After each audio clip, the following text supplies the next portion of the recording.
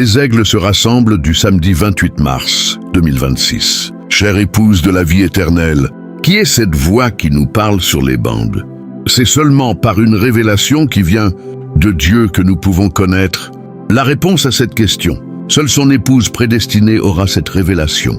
Ainsi, nous devons sonder sa parole pour comprendre qui il a dit qu'était le seul interprète de sa parole. Qui allait briser et révéler les 7 sceaux? Qui allait révéler tous les secrets cachés de la Bible? Qui appellera son épouse à sortir et la conduira? Qui aura la voix de l'infaillibilité? Selon la parole, ce n'est nul autre que Melchisédek lui-même, un homme sans père ni mère, qui n'avait point de commencement ni fin de vie. Dieu, qui s'est fait chair et a mangé de la viande et du pain de maïs, a bu du babeur et a parlé à Abraham. Il était une personne, dotée d'une personnalité, vivant dans la chair humaine. Cette même parole a dit que Melchisédek, cette personne, cette personnalité, vivrait et se révélerait de nouveau dans la chair humaine, tout comme il l'avait fait pour Abraham, puis une autre fois dans Jésus-Christ.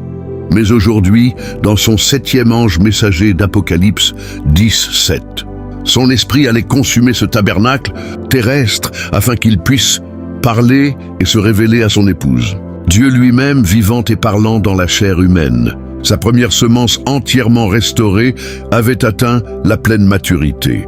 Le plan entier de Dieu était arrivé. Dieu et l'homme étaient un. Dieu parlait de bouche à oreille à son épouse, tout comme il l'avait fait avec Abraham. Il y est entré et y a vécu dans la personne de Melchisédek. Puis plus tard, nous n'avons plus jamais entendu parler de Melchisédek parce qu'il est devenu Jésus-Christ. Melchisédek était le sacrificateur, mais il est devenu Jésus-Christ. Or, vous avez contourné cela, parce que sous cette forme, il connaissait toutes choses. Et vous n'avez encore jamais été capable de connaître cela. Encore jamais. Alors, qui sommes-nous? Nos yeux, notre stature, quoi que nous ayons été, nous étions dans sa pensée dès le commencement. Avant qu'il y ait même un ange, une étoile, un chérubin ou quoi que ce soit d'autre. Il l'a pensé, il l'a prononcé et nous voici. Ça, c'est être infini. Nous ne pouvons pas le saisir dans notre esprit, mais c'est Dieu, l'infini de Dieu. Comme nous étions en lui dès le commencement. Que nous arrive-t-il après que cette vie mortelle ici sur terre est terminée? Et lorsque cette robe de chair est abandonnée, il y a un corps naturel, une théophanie où nous allons. Un corps que des mains n'ont pas fait et qui n'est pas né d'une femme. Oui, ce corps retourne chercher le corps glorifié. Quelles merveilleuses choses sont en réserve pour son épouse. Regardez ce qui est en train de se passer maintenant même, alors qu'il nous révèle sa parole comme jamais auparavant. Parlez-moi d'une lettre d'amour à son épouse. Quel jour que celui où nous vivons.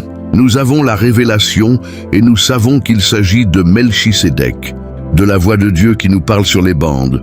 Nous avons la révélation qu'il s'agit de la volonté parfaite pourvue par Dieu pour aujourd'hui. Ainsi, nous savons qui il est et nous sommes son épouse.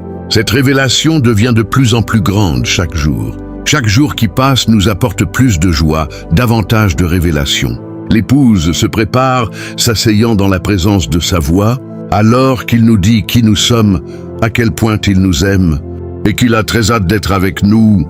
Venez, préparez-vous à midi, heure de Jeffersonville, pour ce qui est sur le point de se produire, alors que nous écouterons la voix de Melchisédek. Father Joseph Branham. Message 65-02-21. Qui est ce Melchisédek? Passage des Écritures à lire. Genèse, chapitre 18. Exode 33:12-23. Jean 1:1. Romains 8:1. 2 Corinthiens 5:1. Et Thessaloniciens 4:13-18. Et Timothée 3:16, 6:15. Hébreux 7:1-3, 13:8. Apocalypse 10:1, 7, 21:16.